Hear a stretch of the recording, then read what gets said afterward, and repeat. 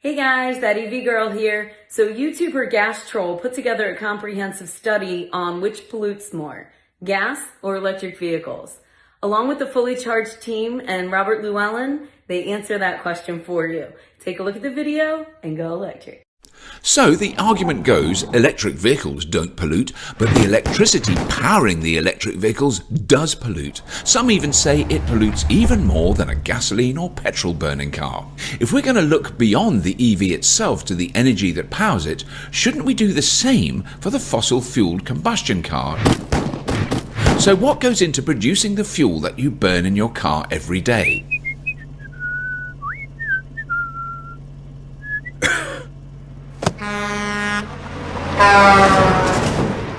Gasoline or petrol starts as oil, on average 5,900 feet below the surface of the earth. A great deal of oil is extracted using what is called a pump jack. Pump jacks don't run by themselves. In most cases, they use electricity.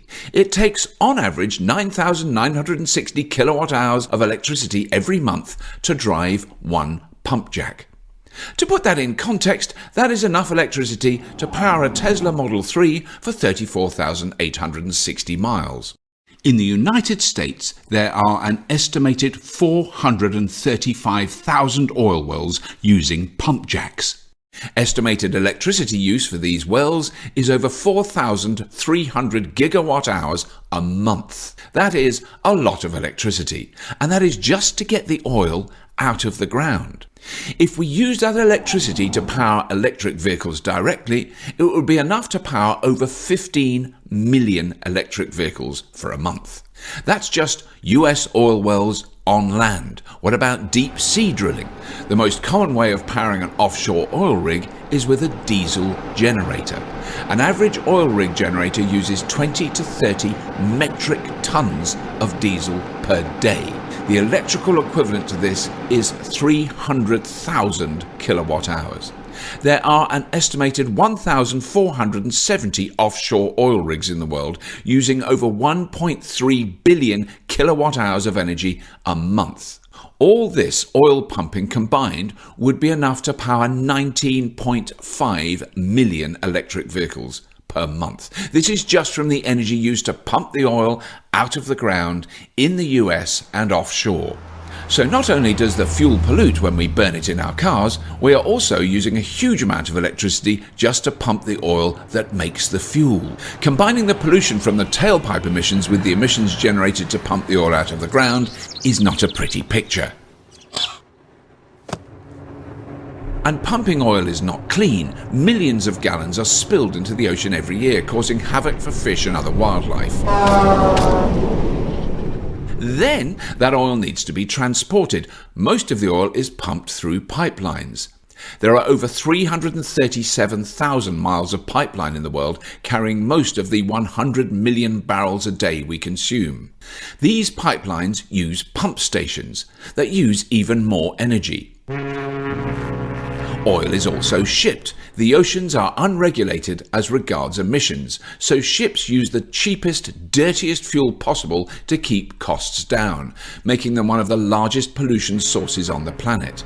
Shipping is responsible for an estimated 1 billion tons of CO2 per year, and 10% of that is shipping oil. Because these tanker ships pollute so much, many countries do not allow them to operate near their coastline, so they have to be towed into port where the oil is transferred to a refinery. Refining oil takes a huge amount of energy and generates even more pollution. Refining is done by heating oil up to 800 degrees Fahrenheit or 420 degrees centigrade. Heating 100 million barrels of oil a day to these temperatures requires an enormous amount of energy. Heating this oil generates so much pollution, refineries create a serious health hazard anywhere they operate. Refineries are the #1 pollution source in many major cities around the world. It is so bad that people living near these refineries have a marked increase of lung disease. Once the oil has been refined, it is transported to fuel stations in diesel trucks, creating even more pollution. Then this fuel is burned in cars and trucks, right in our cities where we live and breathe. These cars and trucks have internal combustion engines that are extremely inefficient. 70% of the energy from burning fossil fuels is wasted as heat, while only 30% goes to turn your wheels. So after we use all that electricity pumping oil out of the ground, refining it, transporting it, we then waste 70% when we burn it. Fossil fuel production is an incredibly dirty, inefficient process from start to finish. When we contrast all this to powering an electric vehicle, the difference is very stark. Electricity does not need to be pumped from thousands of feet underground, transported with trucks or trains, or pumped along pipelines. It does not need to be shipped overseas. It does not need to be refined, and it is not polluting where we live and breathe. Even if electricity is produced from burning coal, the power plant is far away from population centres, transferred over power lines, keeping any direct pollution away from the population. And if the EV is powered with clean energy, it is clean from start to finish. In the United States, 47% of electricity comes from sources that emit no CO2. In Europe, it is even better at 56%. And the percentage of clean energy is growing every year as coal and gas plants are being replaced by renewable energy sources. So what about the lithium used in EV batteries? Lithium is a metal that is mined in the deserts of Australia, China, Argentina and Chile. Besides being a key ingredient in batteries, lithium is also ingested as a medicine for bipolar disorder. Much has been made about the environmental impact of lithium mining, but this is all a little bit overblown. Australia is the largest producer of lithium in the world. If there were any major environmental problems with this mining, some Australians would be talking about it. But what is Australia really talking about when it comes to pollution? Oil refining. Yes, oil refining is creating a much bigger environmental risk than all the lithium mining going on anywhere in the country. Australia is not a very densely populated country. They consume 1% of the world's oil supply and only refine 1/4 of the oil they consume. But they mine 50% of the world's lithium. So a country that only refines 1/4 of 1% of the world's oil and mines 50% of the world's lithium, the biggest contributor to pollution and risk to human health in Australia is oil refineries. That does not even take into consideration the drilling, pumping, transporting and burning of this oil. This is just refining it. The more you look into it, the argument that battery production is somehow as bad as the cycle of fossil fuels is ridiculous. All the lithium mining in the world to date has not done anything like as much damage to the environment as just one major oil spill.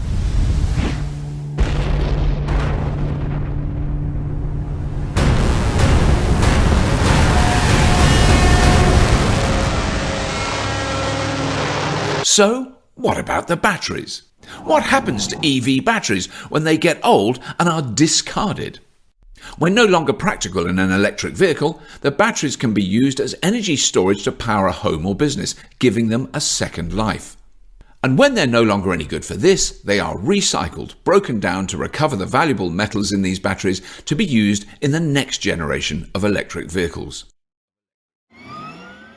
It looks a bit silly to use so much electricity to pump oil out of the ground, create tons of pollution transporting and refining it, to finally waste 70% of it burning it in our cars when we could simply use that electricity directly to power electric vehicles, eliminating the pollution from refining and burning oil in inefficient internal combustion engines. It is obvious when you look at the big picture. Oil production is a dirty, wasteful process, especially when compared to the alternative powering EVs with renewable electricity. Look at that. That doesn't look too good. Now it looks a little better. I think I'm going to try this one out. Okay, yeah, oh, nice inside. Wow. Oh, sorry. Wow, this thing's fast. See ya.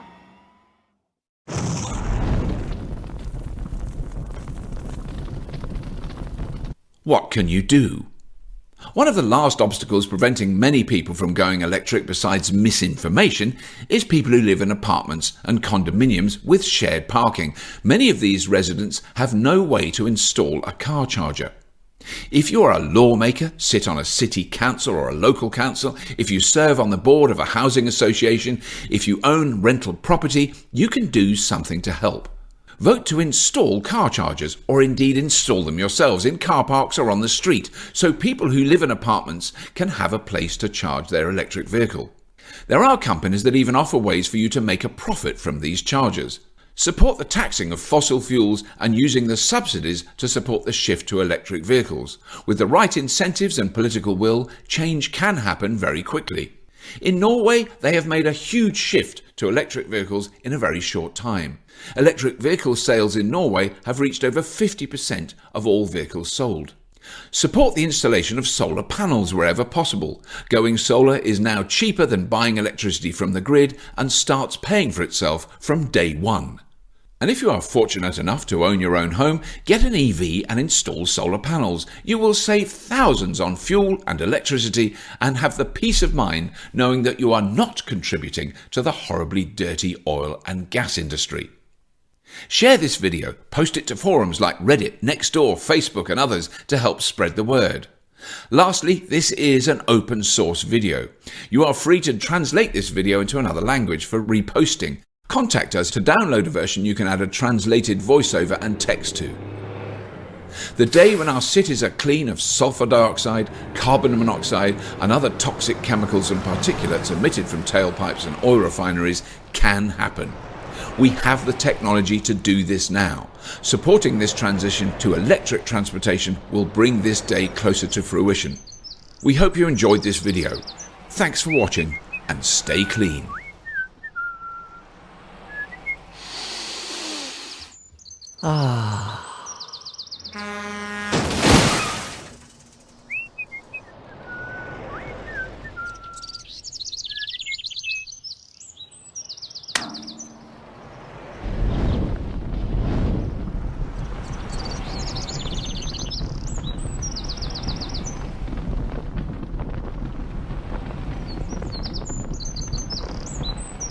Thank you so much to Robert Llewellyn for narrating this video, and thank you to the Fully Charged team for all the help. Please support all the great things the Fully Charged show is doing on YouTube, and thank you to the Patreons who have supported me thus far. And if you'd like to further support this channel, please join. At supporter level, producer level, and executive producer level, you will get early access to content, polls, and other information. And please subscribe and ring the little bell. Ding ding! Thank you. And another way you can support the making of videos like this one, if you listen to streaming radio or podcasts, please check out my app, Best Clock Radio. It's an app for the iPhone and iPad developed using first principles.